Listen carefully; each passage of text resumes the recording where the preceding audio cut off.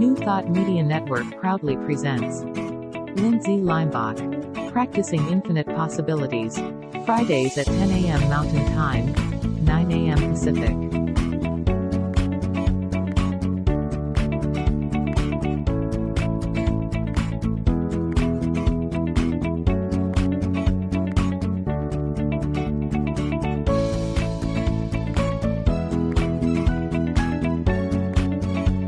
And now, here's Lindsay.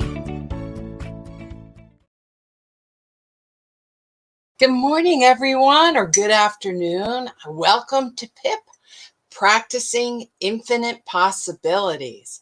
So today is our episode 55. I can't believe that I've done 55 episodes on New Thought Media and Facebook and YouTube. I'm just so thankful that you're all here. Let me see who's joining us.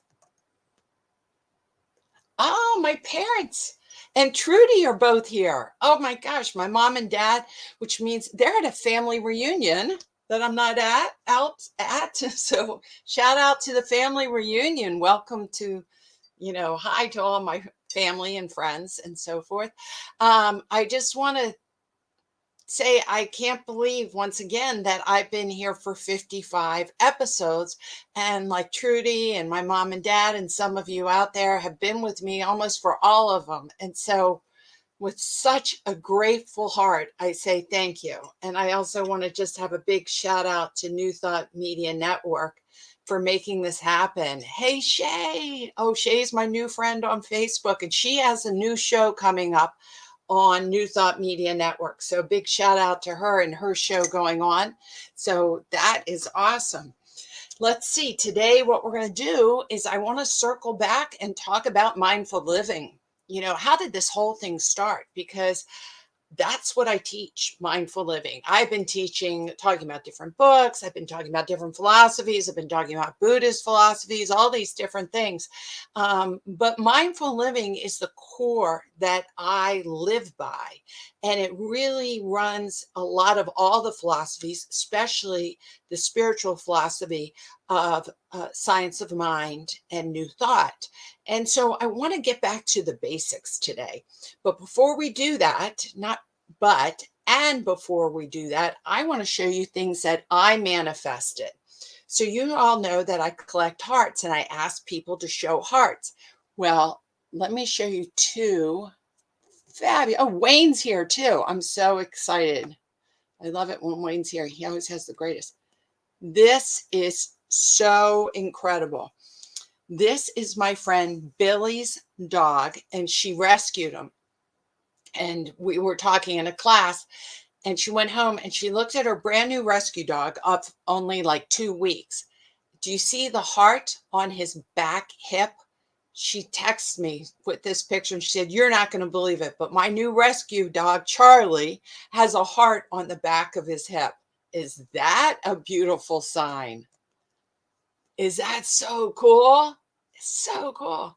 And then my friend Cherie went over to her sister's house and she's like, "Lindsay, look at all these beautiful glass hearts that my sister has."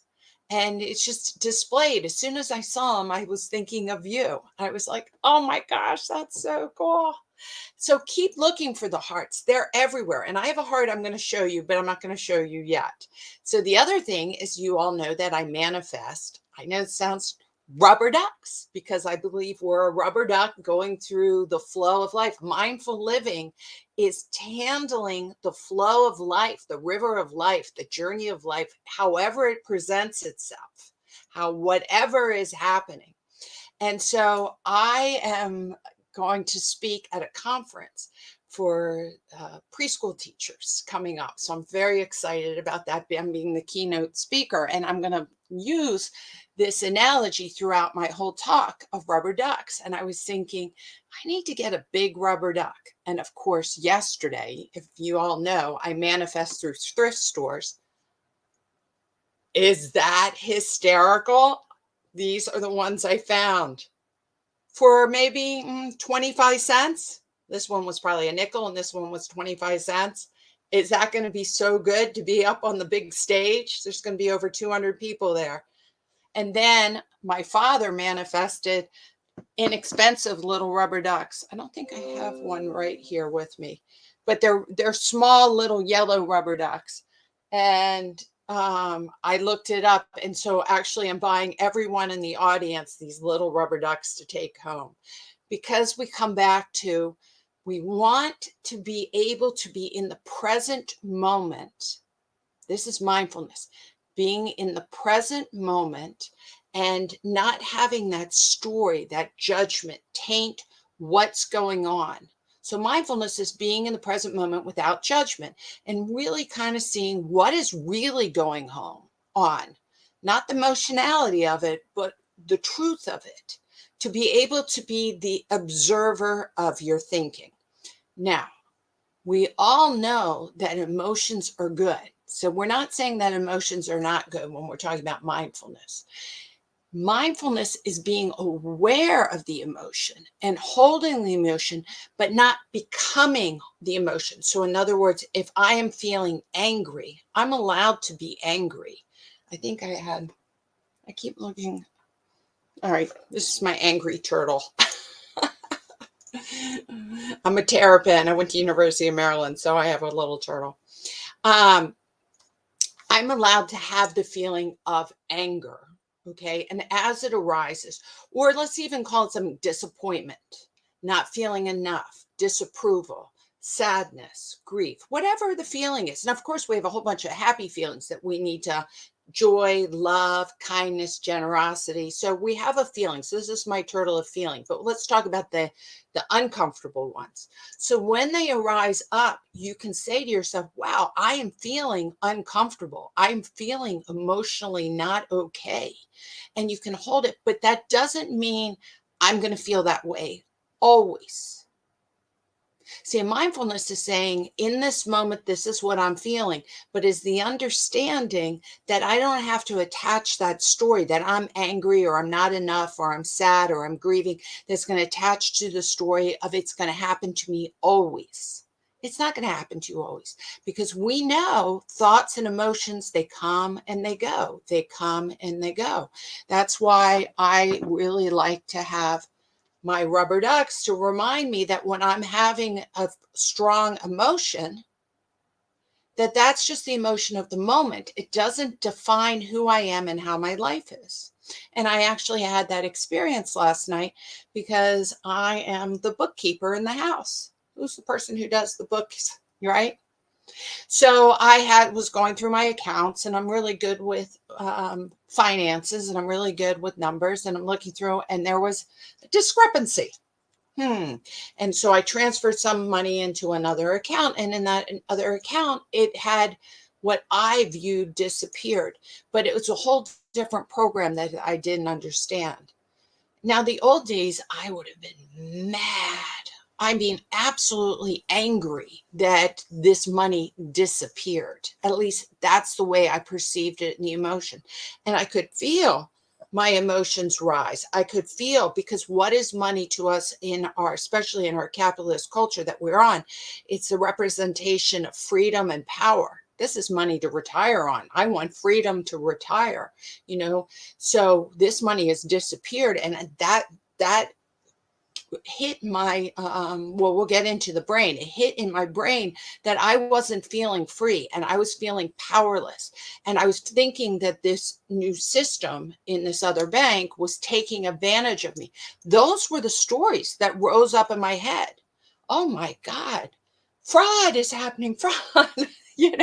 So that's the mindfulness, is being aware that a situation's going on where there was a discrepancy. The story I started to tell myself was fraud's going on, somebody else made a mistake, it went on, I am powerless, oh my God. And you can actually feel, especially when it comes to money and love, when you feel like you're not being loved or respected or abandoned, and those kinds of feelings, relationships, so money and relationship with others, your heart starts to rise, right? Your heart starts to rise, and you can tell. And what you're actually doing is you are sending adrenaline and cortisol into your body through your thinking.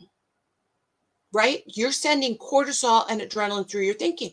So I'm sure if somebody saw me on the computer, I actually should have taken my blood pressure. That would have been fun because I have like a blood pressure machine and I have a little heart rate thing.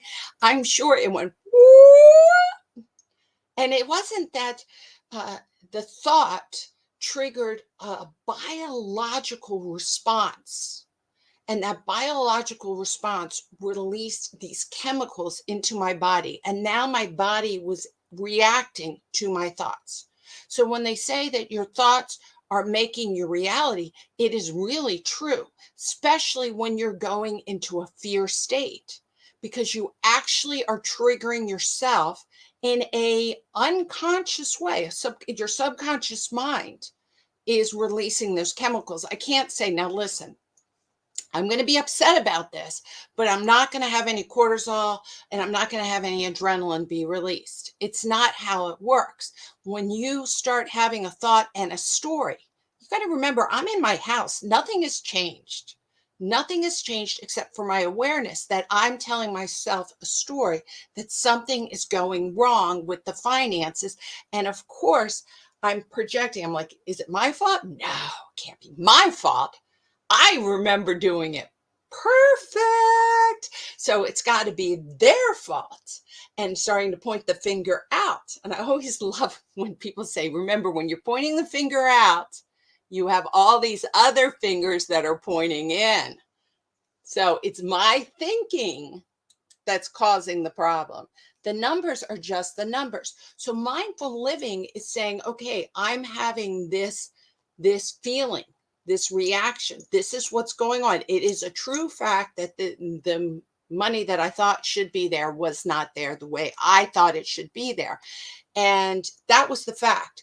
But the emotion behind it is the story I'm telling myself. So mindful living is trying to understand that you stop yourself. Stop yourself from saying that story. Get yourself under control. In meaning taking the breaths, being acknowledging that you're having these feelings, and then getting yourself into that sacred pause so you can start relaxing. I love this. Let me show you guys this. The power of stepping away. Is that perfect? So I could feel, let me go this way. I could feel myself getting upset. So my match was lit. And then the story started to run. I can't do this. The story started to run. There I am. The story started to run, and it lit the next match, and it lit the next match, and it lit the next match. And then I realized I need to take a sacred pause. I need to step away. I need to say to myself, I'm having a lot of emotion from the story I'm telling myself, and I need to get away from that story. That's the mindfulness. I need to take away from that story, get myself down, allow a little bit of time of the adrenaline and the cortisol to go through, get my heart rate down so my prefrontal cortex can make a better choice. I am practicing this, guys. This is something, I meditate and I do all these things and I work on it. But when I have my triggers, I need to practice the 3 P's.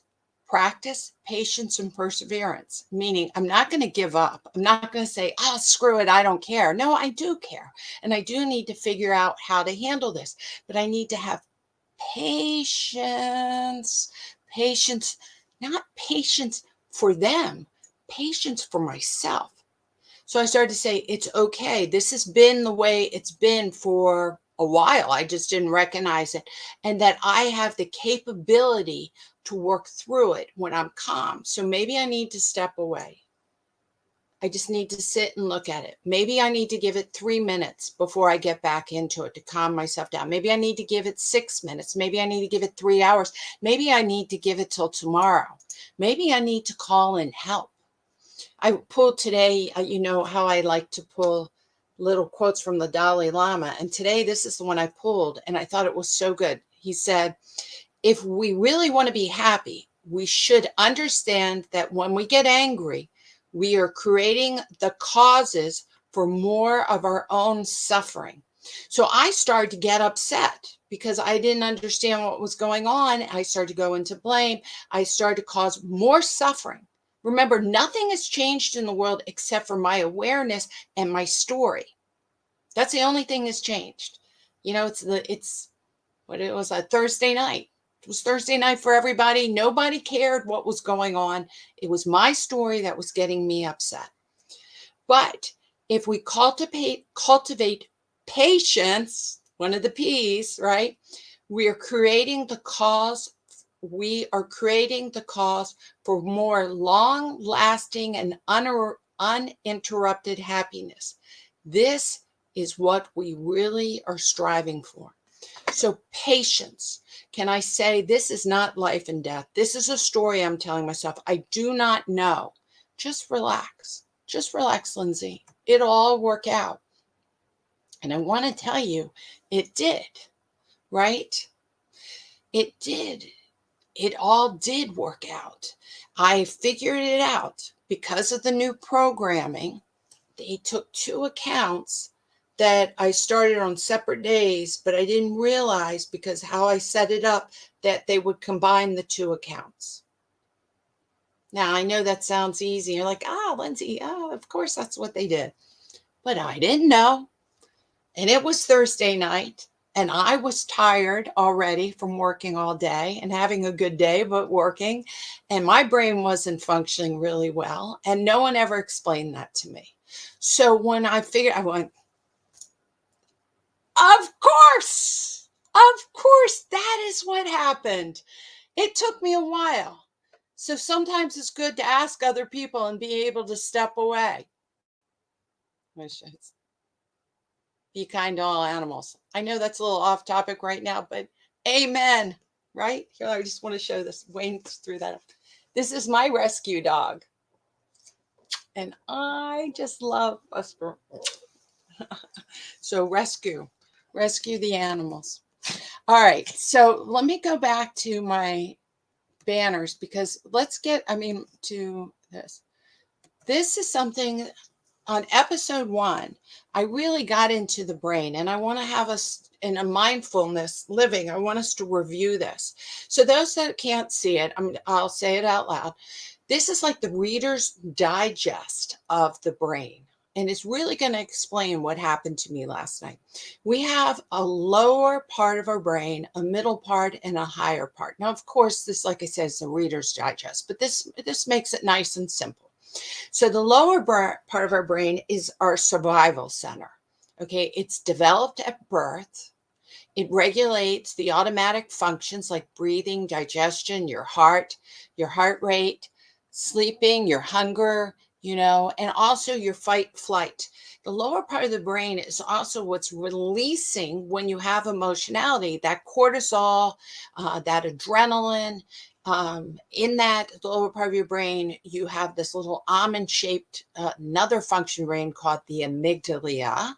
And the amygdala is what is always looking for if there's a threat going on. And if there is a threat, it's like, I like to call the amygdala Amy. And Amy's always on guard to make sure that you're not going to be eaten. And that you're going to remember that if you touch a hot pot, then pots are hot and you shouldn't touch them again. It's where you're learning. Now, your middle part of your brain, that isn't fully developed. And that is the part of your brain which holds all your emotions, right? And a lot of your subconscious mind, how you're going to respond to stress, how you're going to respond to bonding, how you're going to act out, what's going to fearful, rage, so forth. So that's the middle part of your brain. And it's really important for you to know that that is really being developed in a fast way, 0 to 4. So that means even before you're a kid and you go to school, your brain is taking in how to have relationships through your emotionality. If your family does not have good eye contact, then you're going to learn that you don't have good eye contact. If you see as a toddler your family raging and yelling and to get their way, you imprint that raging and yelling is a state of power to get your way. If you're feeling abandoned from 0 to 4, remember, you're not really remembering this, but if you have issues of abandonment, so in other words, your parents aren't around a lot, or your primary caregivers are not taking care of you fully, then you imprint that you don't have a lot of power. So we have a lot of emotionalities and how we react to things way before that we even remember that they happened to us. And we have to recognize that. That is part of the biological aspect of our brain. And then we have our higher level part of our brain, which is our executive thinking. And that really, on this thing is developing through 25. I really believe it matters what your maturation is. Of course, everyone is different, but it's developing really fast into your 20s. So your teens and your 20s. And that's where you learn to be the observer, where you can learn to play chess, things like that. Now, of course, when you're younger, you can learn to play chess when you're, even 6, 7, 8. I had my kids learn that, but you're developing the higher executive part of your thinking. And that's very, very important. So when we think about this, let's go into this. When we want to connect our heart and our head together, what we're saying is that we want to be able to have compassion and empathy and kindness. That's executive thinking, because that means you can see someone else's point of view. If you can see compassion, to have compassion, you have to see someone else's point of view. When they say a narcissist isn't having compassion and empathy. They might act like they have compassion and empathy, but it's self-serving because there's something that they're going to get out of it. They see it more of a negotiation. So when we are really cultivating this mind and heart, we're cultivating this higher region. When you are tired, okay, when you're tired, when you're sick, lots of medications, being high, being drunk, all those things, what it does is it shuts down the prefrontal cortex. And the prefrontal cortex, this higher executive thing, gives you impulse control. So when we're talking about mindful living, a key to it is being aware of what is going on. So you're aware. And then the next one is that when you are aware of it, then you realize you have choice. And if you have awareness of you don't have choice if you're not aware. And if you're just going from the lower level, that primitive amygdala fight flight response, you're not aware, you're just reacting to the world. But if you want to become mindful living and you want to live from a spiritual being, you have to cultivate the ability to go to the higher level. So you have awareness, right? You have awareness right here. And then you realize from your awareness, you have choice. You have internal power. And if this is shut down, you don't have choice. You just have reaction. So people who are, let's say if you're high, okay, and lots of people get high these days because it's legal in most of the United States. I don't know if that's accurate, but in a lot of the United States now. And they say they overeat the food. You're like, oh yeah. And they sit on the couch all day and they eat and eat. And they think they're so smart, whatever they're talking about. But the reason why is because this part of their brain is starting to numb out. And so therefore they don't have impulse control. And they're just like, just one more cookie, just one more show. Let me talk about the silly topic just a little longer. They're not aware of what's going on. They're just totally pigeoned in. Same with when you're drunk. This all shuts down. You don't have the awareness. So, have you ever heard of anyone getting in a bar fight that's sober? No. Do people dance in the bar on top of the bar, the tables sober? No, they don't. Why? Because the impulse control is now gone. And so then they feel like they can do this. They feel empowered. They don't have that higher level observing their thoughts. Right? But that's also true if you take certain medications, or if you're sick, or if you're hungry, right?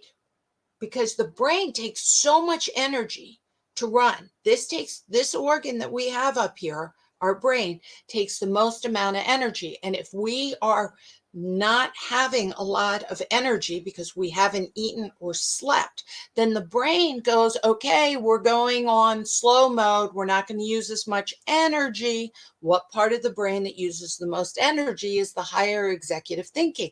Remember, you can't shut off the lower part of the brain, the lowest part of the brain. Even when you're sleeping, you're regulating, and if you're healthy, you're taking care of your blood pressure and all that stuff. So what happens is this part of the brain shuts down, and then you're only in, remember I told you that amygdala, that little almond shaped thing in your head, is always activated because the brain wants to keep you safe.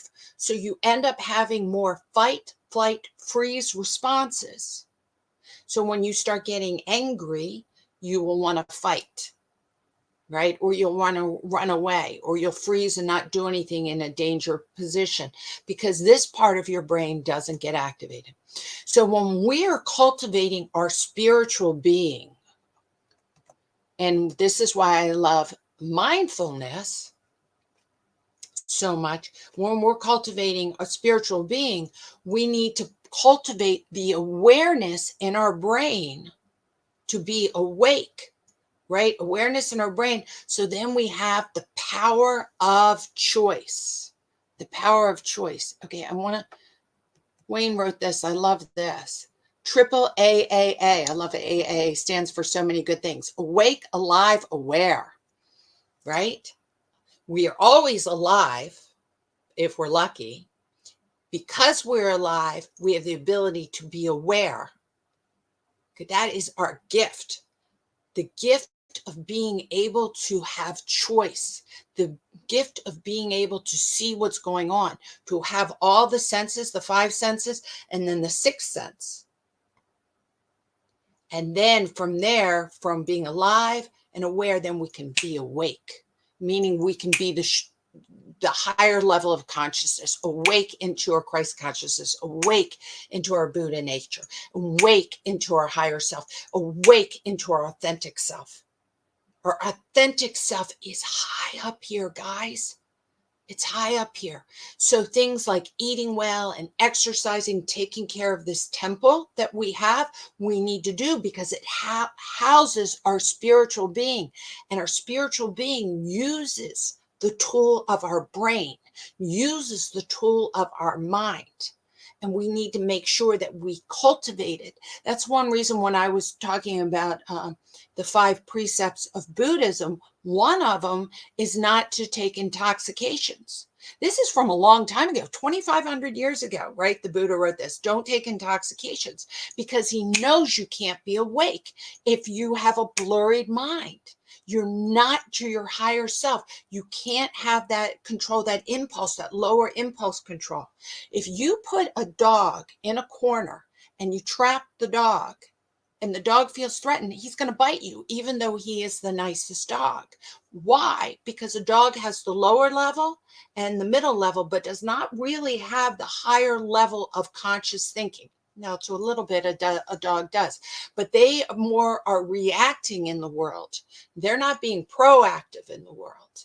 They don't have the ability that we do to be able to override their amygdala, their fight, flight, freeze response. So if they feel threatened, they're going to growl, right?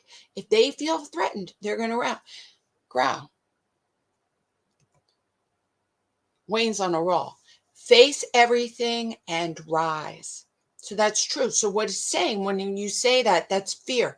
So when you have fear, right, the emotion of fear, and really all the other emotions go down into fear. The body is always trying to protect itself. When you go into fear, then the amygdala rises up. The lower level is going to want to react. We then, if we cultivate our brain, cultivate our mind, make the choice of our thinking, we can then face our fear. That's mindfulness. I'm scared. Look at it. What's going on? Take that sacred pause. Have the power to make another choice. And then you rise to a higher level of consciousness. rise to a higher level of consciousness. That's why I love mindful living, because I'm talking about last night what I'm talking about. Oh, sorry. Oh, moon glow and star shine like you. Thank you. What I was talking about last night was just a practical things. How many people do their checking accounts or their bouncing of their bills or get their phone bill or whatever, something money oriented. And then they end up getting that fear. Someone's taking advantage of them. Someone's not doing what they said.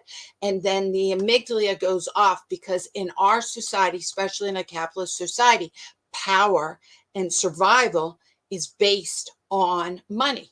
So when you look at Maslow's hierarchy of needs, of those who know the psychologist Maslow, which I just think he's awesome, the lowest level of need is that you need to be able to sleep, take care of yourself, and shelter, things like that. Well, in our society, to be able to sleep well, to be able to eat well, to be able to have a place to sleep, you need, shelter, you need to have money. So money gets why people react so weird about if they lose $20 or something happens, is because it's at the basic level of, especially in a capitalist world, you need to have it. No one is coming in and taking care of you. You need to figure that out, right? So when that hits, then you feel threatened by it, the amygdala goes off. So we need to then realize, even me, even you, we all need to work on it. And it's a practice, because us reacting in a negative way does not help the situation at all. So the Dalai Lama said, look at things. I look like I'm doing Vogue here. Look at things in 6 different directions and then make a decision. He's saying, go to your prefrontal cortex. All right. So much more in the basics of mindful living. I wanted to show you right before I get off yesterday. Look what I found. This heart slinky. Is that cool? And the reason why I wanted to show it to you guys is because this is it. We have a feeling, or we have emotion, or we're thought. And if whatever that is, and that we become attached to it, then other things fall behind it, right? So example is that yesterday when I was doing this, my husband walked in and he saw me and I was like, and I did not want to talk to him, because I did not want this emotionality or this fear or this intense feeling I was having while I was figuring this out. So I just said, oh, sweetheart, love you, but can I talk to you in a little bit? Because I need to figure this out. And he, mindful living, realizes, wow, Lindsay needs some space, didn't take it personally and walked away. And then I was able to take some breaths and keep working on it, figured it out. Then I went back to him. I said, thank you so much for giving me the space. I gave him gratitude. Gratitude always brings you up to the higher level of thinking. Remember that gratitude is such a powerhouse. So I gave him gratitude. And with that gratitude, I told him what I did. And then we gave each other high fives and gave each other dopamine for working through it. So may you take this message about how the brain works and awareness, choice, and action. I know I've run out of time. I want to show you one last thing because I haven't put it up in so long. The ABCs of PIP: awareness, breath, choice. That's what I was doing last night. ABC. I became aware that I was getting upset. I took my breaths, took it slow, realized that if I was in a reaction, I'm not going to figure it out. I need to be just calm and allow to my higher level of thinking and make better choices. And then I did it. So we all can do it. So remember that. I want to thank you all to be here. I'm going to go back and do some other mindful living basics next week, because we got lots of other good, beautiful basics that we can do. I want to thank you all, Trudy and my parents and Wayne and Shay. And I know people who give me, Billy and Cheryl and Laura, and it just goes on. And Lori. I just so happy that you come and you join me. And feel free to share this once again, if you want to get in touch with me, centeredmoment@gmail.com. You can send in, or you can message me on Facebook. Like the programs, share them. And remember, New Thought Media Network, once again, thank them so much as a nonprofit organization. I really appreciate that they give us this opportunity. Buster and I say until next week, sending you all lots and lots of love. Right, Bus? Right? Thank you, thank you, thank you. And bye, everyone.